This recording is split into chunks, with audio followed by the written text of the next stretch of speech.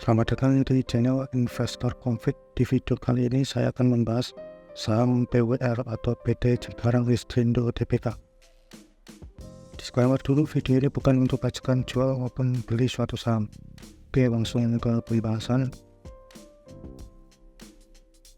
Pertama, profil perusahaan. PT Cikarang Listrindo Tbk adalah private power utility yang beroperasi paling lama di Indonesia, yaitu sejak tahun 1993 atau kurang lebih 30 tahun, dan merupakan private power utility terbesar di Cikarang. Hingga sekarang, perseroan berfokus pada satu segmen usaha, yakni pembangkit, distribusi, dan penjualan listrik.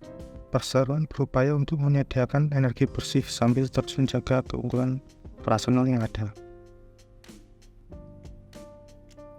Produk dan jasa pasar yang dilayani perseroan saat ini mengelola pembangkit listrik konvensional di 3 lokasi yang dengan total kapasitas terpasang sebesar 1.144 MW, serta pembangkit listrik energi baru terbarukan sebesar 12,5 MW sebagai berikut.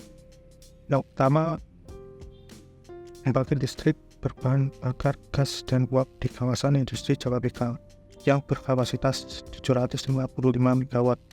Yang kedua, pembangkit listrik berbahan bakar gas di MM 2100 berkapasitas 109 MW. Dan yang ketiga, pembangkit listrik berbahan bakar batu bara di Babelan berkapasitas 280 MW dengan kapabilitas menggunakan bahan bakar nabati, dan PLTS atap pada fasilitas pasaran dan pelanggan dengan total kapasitas terpasang 12,5 MW peak. Untuk pelanggan perseroan, 87 dari pelanggan industri dengan jumlah 2.595 pelanggan per Desember 2022, dan 72% diantaranya merupakan pelanggan selama dari 10 tahun. Dan 13% sisanya adalah kerjasama dengan PLN yang telah terjalin sejak tahun 1996. Perseroan juga menyediakan infrastruktur listrik serta mengoperasikan jalur transmisi bertebalan 150 kV yang membentang sejauh 3 km dari PLTGU di Jababeka ke PLTG di MM 2100, serta sepanjang 30 km dari PLTU Babelan ke PLTG MM 2100, menghubungkan ketiga pembangkit listrik milik perseroan dan jaringan distribusi 20 kV sepanjang 1.715 km atau setara dengan jarak tempuh Pulau Pergi Jakarta Singapura untuk memasok listrik pada pelanggan industri di 5 kawasan industri. Perseroan juga memiliki izin usaha ketenaga listrikan untuk kepentingan umum untuk melayani 5 kawasan industri yang terpadu dan merupakan kawasan industri terbesar dan paling berkembang di Indonesia, yaitu di MM 2100, Jakarta Industrial Park, Hyundai Development, Lipo Cikarang, dan kawasan industri Jababeka dengan total luas sebesar 5.540 hektar.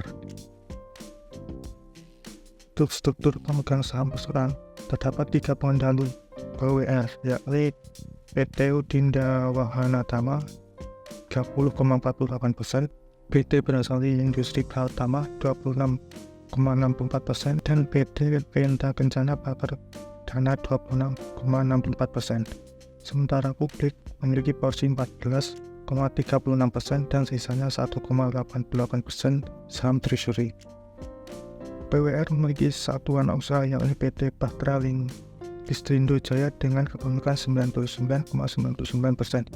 Pada artikel yang terbit pada tahun 2017, tujuan pendirian PT Bahtera Listrindo Jaya guna mendukung kinerja operasional dalam pengangkutan batu bara yang dipergunakan sebagai bahan bakar pembangkit listrik milik perseroan. Demi menunjang kegiatan usaha, PWR membutuhkan 4 bahan bakar untuk menghidupkan keempat pembangkitnya, yakni gas bumi, batu bara, biomasa, dan solar. Pos terbesar yakni bahan bakar dari gas bumi karena terdapat 2 PLTG di Jababeka dan MM 2100 dengan total kapasitas 864 MW atau setara 75,52% dari total kapasitas yang terpasang di PWR, yaitu sebesar 1144 MW. Produsen yang menyuplai bahan bakar untuk PWR dengan pos lebih dari 10% adalah PT Perusahaan Gas Negara Persero Tbk sebesar 16% dan PT Pertamina Persero sebesar 13%. Selanjutnya kinerja laporan keuangan kuartal 3 2023. Dari total aset PWR sebesar 1,3 miliar dolar, pos besar pada aset tetap sebesar 753 juta dolar atau setara 56,13%. Dan pos kedua pada kas dan setara kas sebesar 236 juta dolar atau setara 17,61% dari total aset. Jika dilihat liabilitas jangka pendek PWR yang sebesar 48,5 juta dolar, maka PWR tidak akan ada masalah terkait utang dalam jangka pendek karena dapat melunasi seluruh liabilitas jangka pendeknya dengan kas. Walaupun penjualan PWR naik 0,08%, tapi laba PWR naik 31,25%. Kenapa bisa demikian? Dapat dilihat pada layar, walaupun terdapat kenaikan pada bahan bakar yang naik 4,48%, akan tetapi terdapat beberapa pos yang dapat mendongkrak naik laba, seperti pada pendapatan lain-lain, pendapatan bunga, dan pajak penghasilan. PWR rutin membagikan dividen sejak 2016, yakni setelah IPO, dengan rata-rata dividen sebesar 9,2% dengan rentang periode 2016 sampai 2021.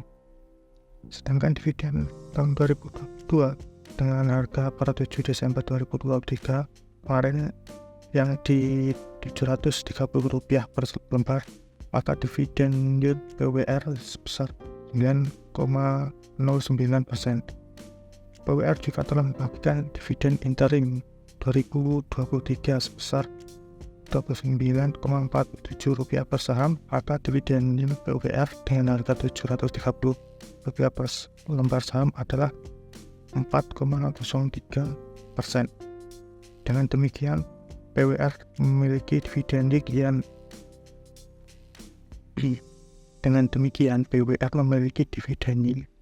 yang tinggi dan rutin setiap tahunnya. Kemudian yang terakhir mengenai valuasi dari PER dan PBB. PER PWR sekarang di 8,27 kali, lebih rendah dibandingkan PER rata-rata 5 tahun terakhir yakni di 9,32 kali. Sedangkan PBV PWR sekarang di 1,04 kali, juga lebih rendah dibandingkan PBV rata-rata 5 tahun terakhir yakni di 1,19 kali. Apakah sudah termasuk murah dan layak untuk dibeli? Silakan analisa dalam dan putuskan sendiri. Dalam video ini bukan untuk ajakan jual maupun beli suatu saham. Mungkin sekian dan terima kasih telah mengikuti pembahasan singkat saham PWR. Bila ingin diskusi silakan di kolom komentar di bawah. Sampai jumpa di pembahasan saham berikutnya. Oke, bye.